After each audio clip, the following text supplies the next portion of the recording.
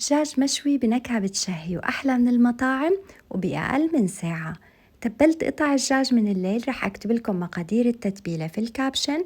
رح أحضر وصفتي اليوم بجهاز من انستنت بوت بيحتوي على عدة وظائف بجهاز واحد، خاصية الشواء، القلاية الهوائية والخبز، وكمان خاصية التجفيف. اليوم رح أختار خيار الشواء، وأول شي بعدل الحرارة، قللت الحرارة شوي وزدت الوقت، ولما يسخن الجهاز رح يعطينا إشعار فينا نضيف قطع الدجاج بكل سهولة. وشوفوا قديش سعة الجهاز ممتازة. ضفت شرائح من الليمون بتعطي ريحة حلوة كتير للدجاج أثناء الشواء. آخر 5 دقايق من الشوي زبدة، كاتشب، بابريكا، فلفل أسود، عسل وشوي مي، تركتهم يتسبكوا لدقيقتين بس. ودهنت قطع الدجاج مثل ما عم تشوفوا، أعطيتهم تحميرة أخيرة بس 5 دقايق. وشوفوا بعديها ما أحلى شكلهم. أقولكم عن الطعم ولا التحميرة ولا درجة السوى، عن جد بشهي. جربوه وصحتين.